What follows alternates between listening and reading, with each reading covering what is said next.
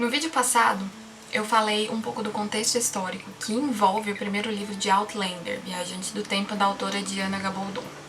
E lá eu expliquei como que a Batalha de Culloden, ela guia a narrativa do livro, ela está sempre por trás, é sempre uma expectativa da Viajante do Tempo.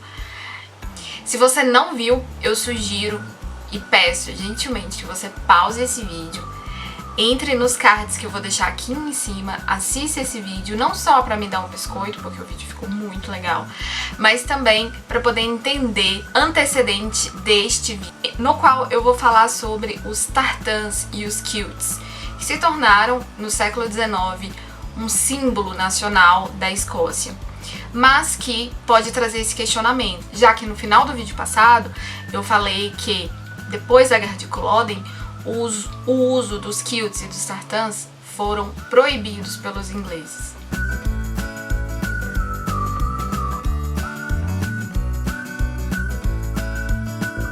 Eu sou a Ellen sem H e hoje a gente, como eu disse, vamos falar um pouco sobre os Tartans e os Kilts, vestimenta típica e formal hoje em dia dos escoceses e um símbolo nacional. Eu não sei vocês, mas quando eu penso na Escócia, me vem 5 coisas na cabeça. O Sam Hagan, não sei nem se fala assim o nome dele, que é o ator que faz o Jaime Fraser na série Outlander. Tartans, Kilts, gaita de foles e whisky. Essas são as 5 coisas que me vêm à mente quando eu penso na Escócia ou nos escoceses. Acontece que nesse vídeo a gente não vai falar nem do whisky e nem da gaita de foles.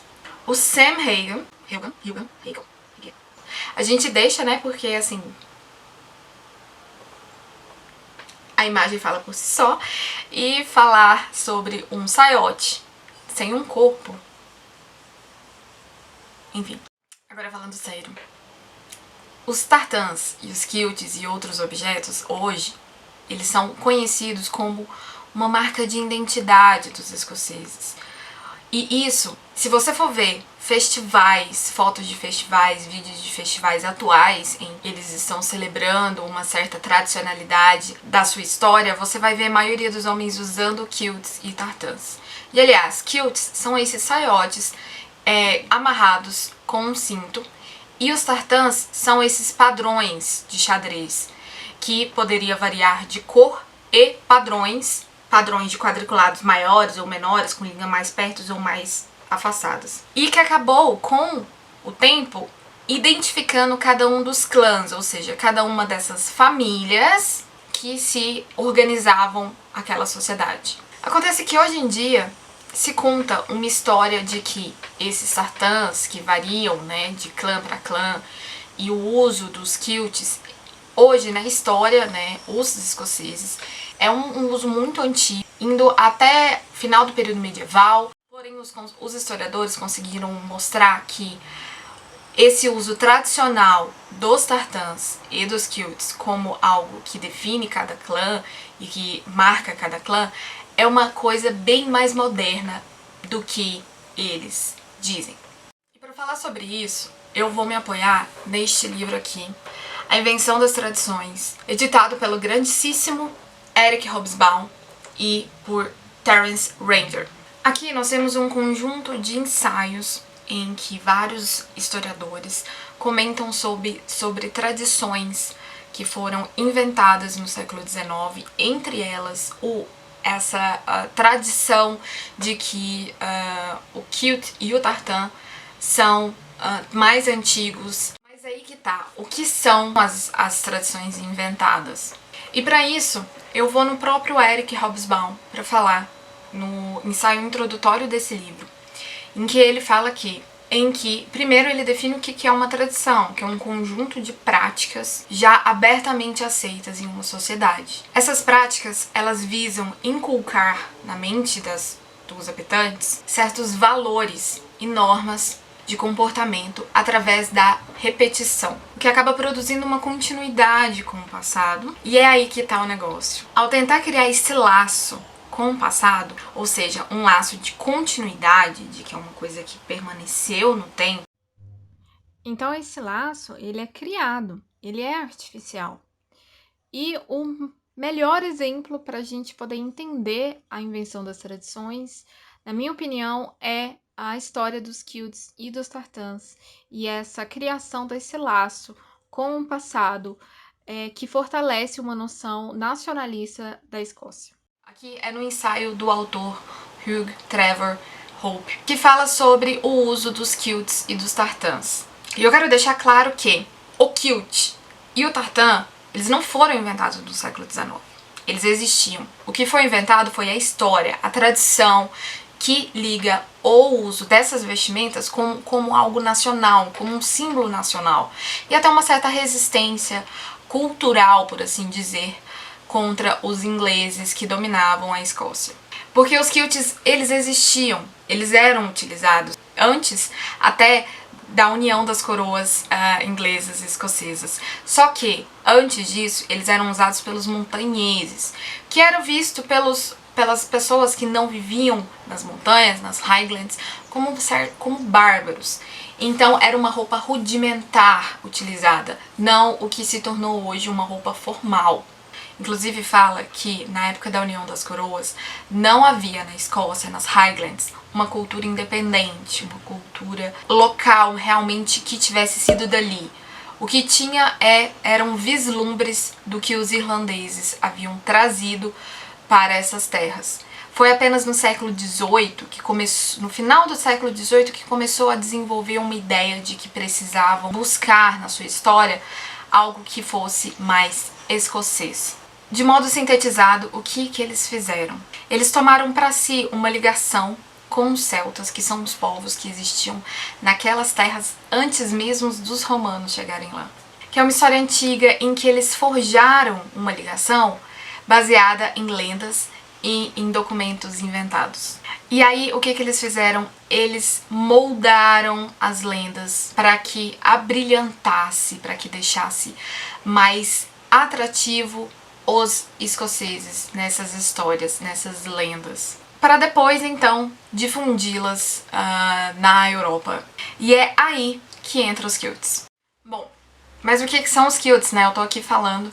O próprio termo kilt, ele aparece 20 anos depois da União, que seria simplesmente um modo de amarrar esse manto que eles utilizavam, que é com um cinto. E era um modo em como os montanheses amarravam os mantos, né? E, além disso, era atrativo, por um lado, porque era prático e era muito barato. Tanto que um industrial viu aquilo ali como um modo interessante de que os seus empregados, né, utilizassem nas indústrias, porque era barato, era prático. Só que no vídeo passado eu falei que depois da Batalha de Culloden, os ingleses proibiram o uso dos kilts e dos padrões dos tartãs, não é? Mas por que os ingleses fizeram isso? Isso eu não expliquei. E agora eu vou explicar. Porque eles queriam reprimir essa cultura escocesa que era vista como rudimentar aos olhos dos ingleses. E isso é uma prática comum da Inglaterra naquela época. Eles faziam isso, eles fizeram isso também com os irlandeses. Então eles queriam reprimir a cultura daquele lugar e impor a cultura inglesa, que eles achavam que era superior.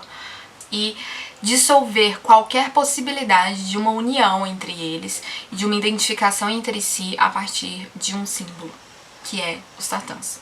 Só que essa proibição, ela durou 36 anos. Até aí não era possível, não era permitido o uso dos tartãs e os montanheses então passaram a usar calças. Os montanheses em si, os Highlanders, eles perderam o sentido o uso daquilo ali, o uso dos kilts. Porque eles não usavam porque era um símbolo, eles usavam porque era prático, porque era barato. E já que nesses 36 anos, o que é muita coisa, foi proibido o uso deles, eles passaram a se adaptar com as calças, que provavelmente os preços abaixaram. Só que a classe média começou a achar o uso daquelas vestimentas interessante. E lá, escondido dentro das suas casas, eles usavam e mesmo se deixavam ser pintados com o uso dos kilts e dos tartãs. E aí, quando a lei foi abolida e o uso dos tartãs e dos kilts voltou a ser liberado, o trem virou moda. Se espalhou e bombou. A gente tem que lembrar de duas coisas. No século XIX, foi o século do romantismo, em que havia um culto ao bom selvagem.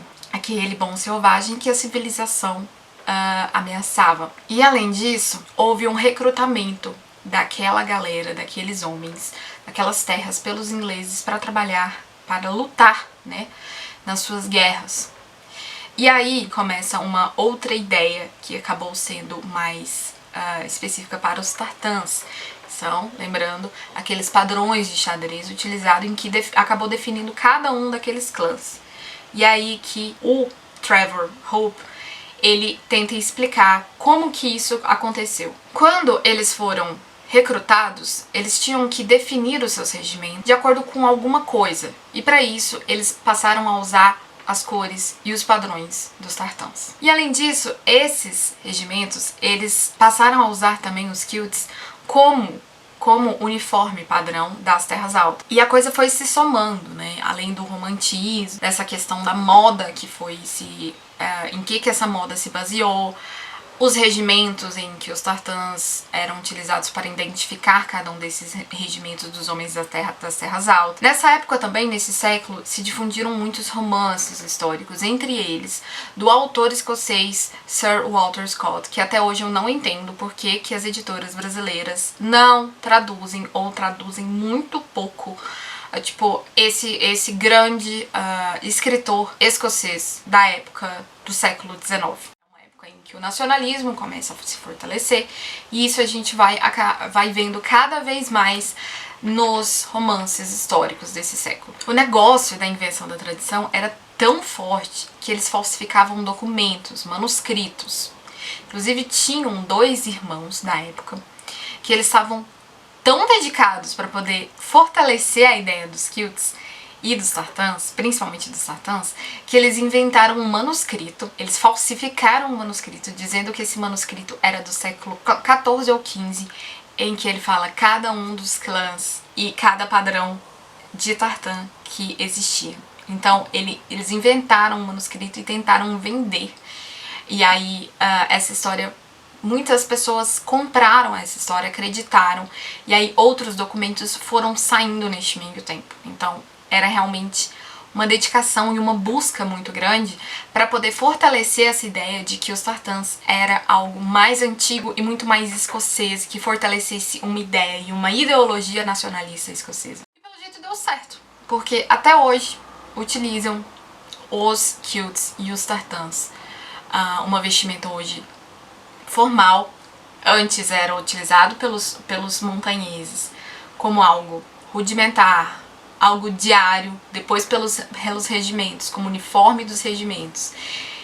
E agora uma vestimenta formal, utilizada em festivais, em momentos especiais, com toda uma preparação, e além disso tem outros vários símbolos que estão ali envolvidos, e a tradição pegou e até hoje permanece como um símbolo escocês de identidade nacional, que permaneceu praticamente imutável desde então. Eu espero que vocês tenham gostado desses 2 vídeos sobre Outlander. Eu vou voltar pra falar, mas a próxima vez que eu voltar eu vou falar sobre o 2º livro, e não tenho previsão, mas quero dar um spoiler sobre o próximo vídeo, que vai ser meu último vídeo comentando o 1º livro do Santo Guerreiro, em que eu vou falar sobre o deus Mitra e a iniciação ao mistério do deus Mitra, que é uma parte muito interessante do livro do Eduardo Spohr, e eu quero trazer um pouco para vocês sobre esse deus e esse culto de mistério que chamou muito a atenção dos romanos no final do Império Romano. Eu espero que vocês tenham gostado desse vídeo. Por favor, deixe seu like, deixe seu comentário, ajuda a gente aí no algoritmo do YouTube. E agora eu também gostaria de dar o recado de que nossos vídeos vão ser uma vez na semana e nos sábados, tá bom? Aproveita, segue a gente lá no Instagram, se inscreve aqui no canal e a gente se vê na próxima.